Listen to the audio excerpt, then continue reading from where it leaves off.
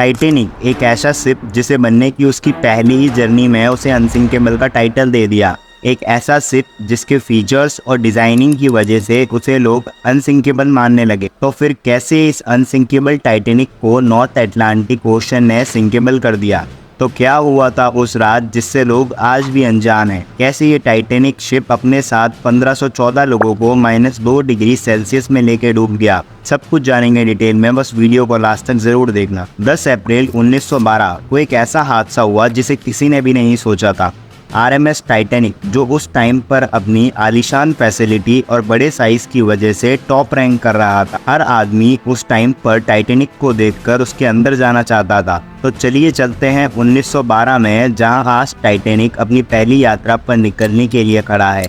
लाखों लोगों की भीड़ टाइटैनिक को देखने आई है। टाइटैनिक अपना पहला सफर साउथहैम्पटन से न्यूयॉर्क तक कर रहा था। शिप आराम से चल रही है, सब लोग हैप्पी हैं, बट सब इस बात से अनजान है कि ये उनका आखिरी सफर भी हो सकता है। टाइटैनिक शिप को ग्लासेस में डिवाइड किया हुआ था। इस शिप में उस टाइम के famous actor, businessman, industrialist, musician मौजूद थे। जहाज में फर्स्ट क्लास में Turkish bath, gym, library, steam room, heated swimming pool, restaurant, मतलब सारी A1 चीजें थी। वहीं इस टाइटैनिक शिप के कैप्टन एडवर्ड जॉन स्मिथ थे, जिनकी एज 62 थी। सब लोग शिप पर मौज कर रहे थे। टाइटैनिक को बनाने वाली कंपनी का नाम व्हाइट स्टार लाइन था। इस जहाज को बनाने में 3 साल लग गए थे। 2 अप्रैल 1912 को टाइटैनिक जहाज रेडी हो गया था और 10 अप्रैल को इसकी पहली जर्नी थी। अगर हम टाइटैनिक के साइज की बात करें तो इसका साइज 3 फुटबॉल ग्राउंड जितना लंबा और 17 माले की बिल्डिंग जितना ऊंचा था। व्हाइट स्टार लाइन कंपनी को उस टाइम पर टाइटैनिक बनाने में लगभग $7.5 मिलियन का खर्चा आया था, जो अभी के प्रेजेंट टाइम पर $400 मिलियन होंगे। टाइटैनिक की फैसिलिटी और डिजाइनिंग से लोग उसे 5 स्टार होटल से भी अच्छा बताने लगे। तो अब हम जानते हैं कि ऐसे कौन से वो एडवांस फीचर थे जो इस शिप को अनसिंकेबल होने का टाइटल दिला रहे थे। फीचर नंबर 1,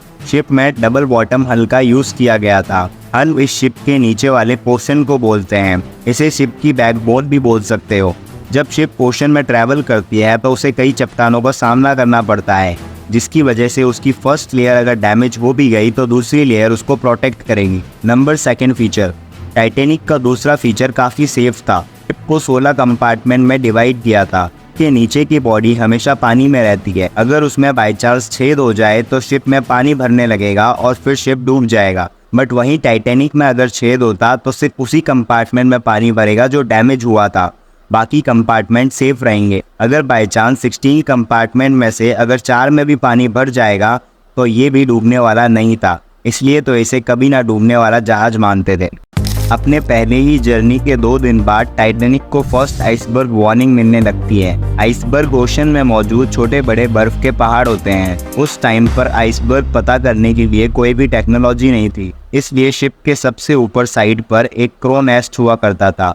इसमें हमेशा 1-2 लोग बैठे रहते थे जो आगे की इंफॉर्मेशन देते रहते थे। आइसबर्ग की वार्निंग मिलने के बाद शिप को खतरे से बचाने के लिए 2 बार अपना रूट बदलती है, लेकिन स्पीड को कम नहीं करती, क्योंकि इस शिप को ऑर्डर थे कि न्यूयॉर्क सिर्फ उन्हें 6 दिनों में पहुंचना है। ऐसा ऑर्डर इसलिए था क्योंकि कंपनी बताना चाहती थी कि उनकी शिप बड़ी होने के साथ साथ सबसे फास्टेस्ट शिप भी है। ऐसे ही टाइटैनिक अपनी 40 की स्पीड से आगे बढ़ता रहा। फिर 14 अप्रैल 1912 को 7 आइसबर्ग वार्निंग दी जाती है, बट कैप्टन उस वार्निंग को इग्नोर कर देते हैं। क्रो नेस्ट पर रात को बैठना काफ़ी हार्ड होता है क्योंकि ठंडी ठंडी हवाएं चलती हैं, जिसकी वजह से आंखों में आंसू आते हैं और सामने अंधेरे की वजह से विजिबिलिटी भी कम होती है।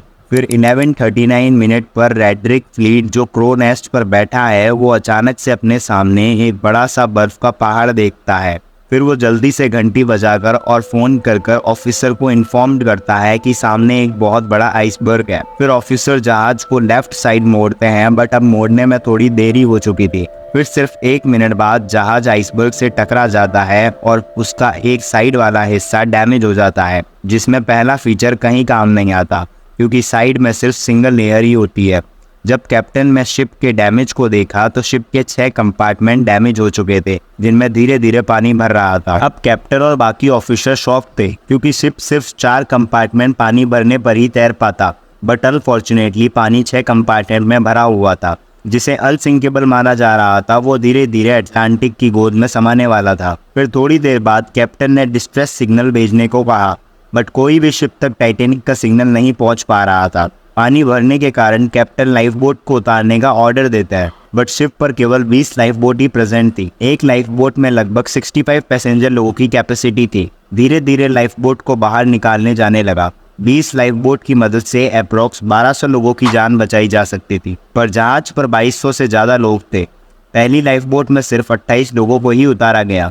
बोट को सिर्फ आधा ही भरा जा रहा था, बट शिप पर अभी भी 1500 लोग मौजूद थे। सिर्फ 710 लोगों को ही उतारा गया था। फिर 2:20 पर टाइटैनिक 2 हिस्सों में टूटकर डूब गया।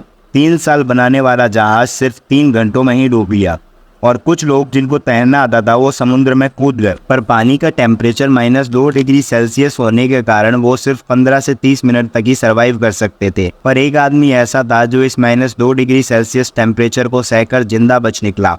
चार्ल्स डॉगिन, जो शिप पर चीफ बेकर थे, वो 2 घंटों तक -2 डिग्री सेल्सियस तापमान में रहे। फिर उन्हें रेस्क्यू कर लिया। फिर उनसे पूछा गया कि कैसे आपने इतनी ठंड महसूस करी। फिर उन्होंने बताया कि मुझे ठंड महसूस ही नहीं हो रही थी। इसके लिए उन्होंने अपनी विस्की को थैंक बोला। टाइटैनिक डूबने से पहले जैक लगातार सिग्नल भेज रहा था, और फिर सिग्नल कारपेथिया शिप को मिलता है। कारपेथिया का रिप्लाई आता है कि वो टाइटैनिक के लोगों को बचाने आ रहा है, पर कारपेथिया टाइटैनिक से 107 किलोमीटर की दूरी पर था, जिसे आने में काफी टाइम लगता। इधर जहाज 2 हिस्सों में डूब गया था। अटलांटिक ओशन में सिर्फ लोगों की चीखें ही सुनाई दे रही थी। फिर सुबह कारपेथिया लोगों को रेस्क्यू करने पहुंचता है। 2224 में से सिर्फ 700 लोगों की जान ही बचा पाए थे। फिर 3 दिनों के बाद 18 अप्रैल को कारपेथिया न्यूयॉर्क पहुंच जाता है, जहां 40,000 लोग दिल थामे कारपेथिया का इंतजार कर रहे थे। एक खतरनाक इंसिडेंट जो 1500 लोगों की जान ले गया, उस पर लोगों के काफी सवाल खड़े हुए, जिसे लोग आज तक खोज रहे हैं। बट एक सवाल ऐसा था जो इन 1500 लोगों की जान बचा सकता था। वो सवाल था कि टाइटैनिक से सिर्फ 37 किलोमीटर की दूरी पर ही एक जहाज मौजूद था। जो लास्ट आइसबर्ग मैसेज आया था वो उसी शिप से आया था। उस शिप का नाम था कैलिफोर्निया। उन्होंने बोला था कि सावधान रहना, यहाँ पर बहुत आइसबर्ग हैं। फिर 11:15 पर कैलिफोर्निया शिप के रेडियो ऑपरेटर ने रेडियो ऑफ कर दिया था, क्योंकि वो आइसबर्ग की वजह से आगे ट्रैवल नहीं करना चाहता था। बट ये जहाज टाइटैनिक के रॉकेट छोड़ने पर भी वहाँ नहीं पहुँचता है। कैलिफोर्निया शिप के क्रू मेंबर्स ने रॉकेट को देखा भी था, और उन्होंने अपने कैप्टन स्टैंकी लॉर्ड को कहा था, पर उन्हें लगा कि अमीर लोग वहाँ पर पार्टी कर रहे होंगे, इसलिए उन्होंने कोई भी एक्शन नहीं लिया। इसी तरह अटलांटिक ओशन में टाइटैनिक हमेशा के लिए डूब गया। RMS टाइटैनिक के मलबे को 70 साल हो चुके थे ढूंढते ढूंढते, जब जाके सितंबर 1985 में रॉबर्ट बेलेट को टाइटैनिक का मलबा मिला, जिस पर रिसर्च चलती रही। और आज तक इस टाइटैनिक मिस्ट्री के ऐसे सवाल हैं जिन पर लोग आज भी रिसर्च कर रहे हैं।